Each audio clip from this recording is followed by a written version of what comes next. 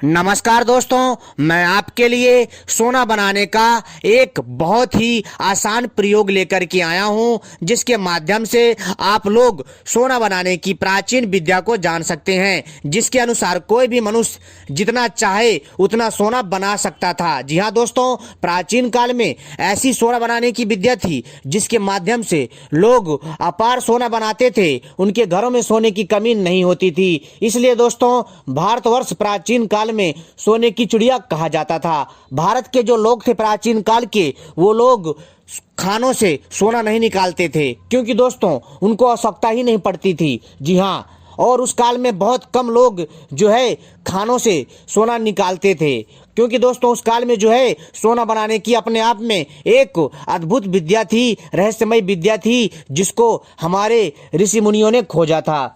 दोस्तों, आज भी कई लोगों के मन में सवाल है और कई लोगों के मन में शंका है कि क्या वास्तव में औषधियों के माध्यम से तथा धातुओं के मिश्रण से सोना बनाया जा सकता है। तो दोस्तों, मैं उनकी जानकारी के लिए बता देना चाहता हूं कि जी हां, औषधियों एवं धातुओं के मिश्रण से, मेल से हम सोना बना सकते हैं। जी हाँ, जो कि हमारे प्राचीन काल के जो बड़े बड़े रसायन शास्त्री थे, जी हाँ दोस्तों, जो बड़े बड़े रसायन शास्त्री थे, वो लोग बड़े ही आसानी से जो पारा धातु था, जो तांबा धातु था, जो अन्य धातुएं होती थी, उनसे सोना बना लेते थे, क्योंकि दोस्तों उनके पास प्राचीन सोना बनाने की अद्भुत विद्या थी, जिससे दोस्तों वो लोग अपने मन के मुताबिक जितना चाहे उतना सोना बना सकते थे, चाहे फिर 1 किलो हो, चाहे 2 किलो हो, चाहे 10 किलो हो। यानी कि दोस्तों जितनी उनको सोने की आवश्यकता होती थी उसके हिसाब से वो लोग सोना बनाते थे, क्योंकि दोस्तों जो सोना धातु होता है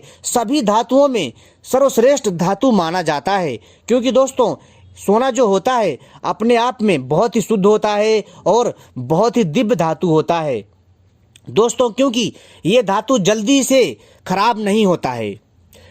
और वहीं हम अगर लोहे की बात करें, टीन की बात करें या कोई अन्य धातु की बात करें, वो दोस्तों कुछ कालखंड के बाद खराब हो जाता है, लेकिन दोस्तों जो सोना है वो सोना खराब नहीं होता।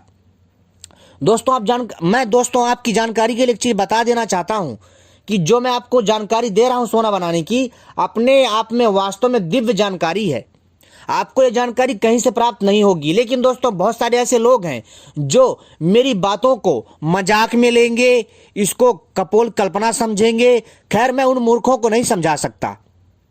जो मूर्ख बुद्धि होते हैं उनको समझाना पत्थर में सर मारने के बराबर होता है, लेकिन दोस्तों जो विवेकी व्यक्ति होता है वो आसानी से इस विद्या को समझ सकता है। कैसे समझ सकता है? अध्ययन करके।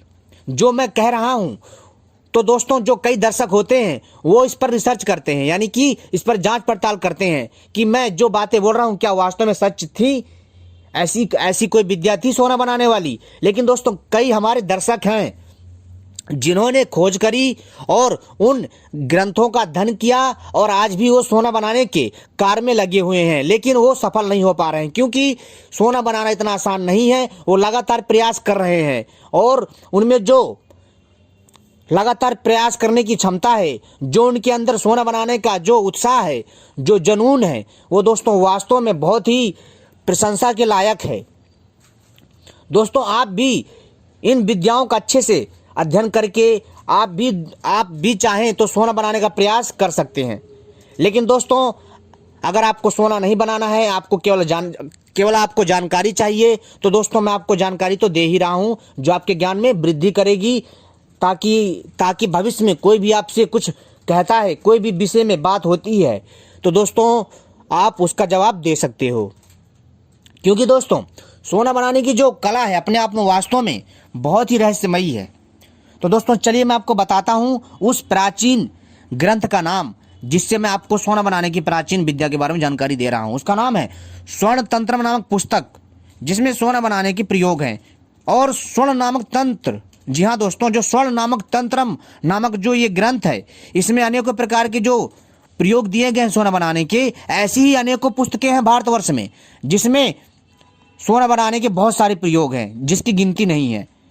और उनमें से दोस्तों हम लोग जो है आपके लिए छांट करके ऐसे ही सोना बनाने के प्रयोग लाते रहते हैं, ताकि क्या पता कोई भी हमारा ऐसा साधक निकल जाए जो कि अपने पुरुषार्थ से, अपने मेहनत से इस विद्या में सफल हो जाए और वो दोस्तों जन कल्याण के लिए और अपने कल्याण के लिए सोना बनाना सीख जाए। तो दोस्तों मैं आपको वो प्रयोग बताता हूँ, और वह प्रयोग कौन सा है तो दोस्तों चलिए मैं आपको बताता हूँ, लेकिन वीडियो को पूरा आखिरी तक देखिएगा तभी समझ में आएगा। और दोस्तों ऐसी ही रहस्यमय जानकारियाँ पाने के लिए सबसे पहले हमारे चैनल को सब्सक्राइब कर लीजिए और घंटी को भी दबा लीजिए, क्योंकि हम ऐसी ही दिव्य जानकारियाँ लाते रहते हैं जो आपके ज्ञान में वृद्धि करती है। वीडियो को भी लाइक कर लीजिए। दोस्तों सोना बनाने के लिए सबसे पहले आपको क्या करना है कि आपको कलिहारी का पौधा चाहिए। जी हाँ, कलिहारी एक दिव्य पौधा है दोस्तों। इसका पौधा ऐसा है, इसमें जो है फूल जब निकलते हैं अग्नि के समान जलते हुए दिखाई देते हैं, लेकिन दोस्तों आपको ऐसा लगेगा, लेकिन दोस्तों उनकी खिलने की बनावट ही ऐसी होती है, यानी उस फूल की बनावट ही ऐसी होती है जो आपको अग्नि जैसा प्रतीत होता है कि मानो जैसे उस पौधे में से अग्नि जल रही हो। लेकिन वो जो दोस्तों कलिहारी का पौधा होता है उसके जो फूल होते हैं अग्नि की तरह ही प्रतीत होते हैं, लेकिन अग्नि नहीं होते। और जो दूसरा पौधा है वो है दोस्तों वत्सनाभ। जी हाँ, वत्सनाभ। और दोस्तों आपको वत्सनाभ का पौधा भी चाहिए। कलिहारी का पौधा, वत्सनाभ का पौधा, इन दोनों पौधों को खोज लीजिए। इसके बाद दोस्तों आपको सेंधा नमक चाहिए। जी हाँ, शुद्ध सेंधा नमक चाहिए। और दोस्तों आपको क्या करना है कि पहले कलिहारी और वत्सनाभ के पौधे के पंचांग का रस निकाल लीजिए। दोनों पौधों के पंचांग का रस निकाल लीजिए। निकालने के पश्चात इन दोनों को मिलाइए, और मिलाने के पश्चात इसमें ही समान मात्रा में आपको सेंधा नमक मिला देना है। रस की मात्रा कम से कम आप 100 ग्राम से लेकर के 250 ग्राम की मात्रा में ले सकते हैं आवश्यकता अनुसार। ठीक है, तो एग्जाम्पल के लिए यानी कि उदाहरण के लिए आपने जैसे 200 ग्राम कलिहारी का रस लिया और 200 ग्राम वत्सनाभ के पौधे का रस लिया। इन दोनों को मिला लीजिए अच्छे से। ठीक है, और इसमें दोस्तों आपको क्या करना है कि दोनों पौधों की पत्तियां भी कूट लीजिए और डाल दीजिए इन दोनों के रस में। और इसमें जो है दोस्तों आपको सेंधा नमक भी डाल देना है। जी हाँ, सेंधा नमक भी आपको कितना डालना है, लगभग दोस्तों आपको जो है इसमें 2.5 से 3.5 चम्मच आपको इसमें सेंधा नमक डालना है। और इसको अच्छे से मिला लीजिए। मिलाने के पश्चात आप देखेंगे कि यह लेप बन जाएगा। लेप बनने के पश्चात आपको शुद्ध तांबा पत्र चाहिए। जी हाँ, तांबा चाहिए, शुद्ध ताम्र पत्र चाहिए। और उस शुद्ध ताम्र पत्र को लाने के पश्चात दोस्तों ध्यान रखिएगा, अगर ये चीज़ें शुद्ध होंगी तभी सोना बन पाएगा, अन्यथा नहीं बन पाएगा। और इसमें बहुत सारी खामियां भी होती हैं जिनको लोग नहीं समझ पाते हैं, जिसके कारण वो सोना नहीं बना पाते। तो इसलिए कभी भी अगर आप प्रयोग करते हैं तो करिए, जरूर करिए, लेकिन इसमें कोई इतनी जल्दी आसानी से सफल नहीं हो पाता। इसके लिए कड़ी मेहनत करने की आवश्यकता है। जैसा दोस्तों आपने जो ये इस लेप को बनाया है, इन तीनों दिव्य सामग्रियों को मिला करके अब आपको शुद्ध तांबे पत्र में इन तीनों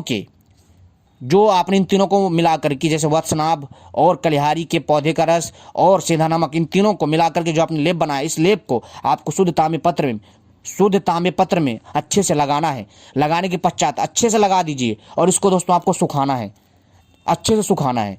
और दोस्तों आप लगातार इसी के लेप को लगातार 6 से 8 बार लगाइए और दोस्तों फिर सुखाइए, फिर लगाइए। ऐसा करने के पश्चात दोस्तों आपको फिर क्या करना है कि इस तांबे को आपको अग्नि में, जी हाँ दोस्तों, आपको अग्नि में अच्छे से सेकना है, यानी कि इसको पकाना है उस ताम्रपत्र को, जब तक तांबा लाल ना हो जाए। अच्छे से लाल कर दीजिए, एकदम अच्छे से, और लगातार लाल करते रहिए। जी हाँ दोस्तों, आपको दोस्तों लगातार यही क्रिया 7 बार करनी है।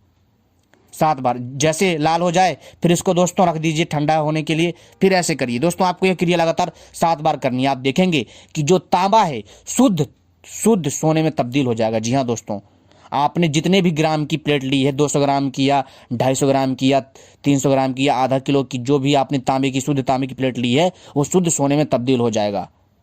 और दोस्तों आपको हैरानी होगी कि वास्तव में सोना बन सकता है। दोस्तों ये चीज़ें समझने वाली होती हैं, जो समझने वाला व्यक्ति होता है समझ लेता है, अन्यथा कई लोग तो इस चीज़ को मतलब बेकार की बातें समझते हैं। खैर दोस्तों, कुछ ज्ञान ऐसे भी होते हैं जो अन्य लोगों को नहीं समझ में आते, क्योंकि उसके लिए उतनी बुद्धि नहीं होती। धन्यवाद।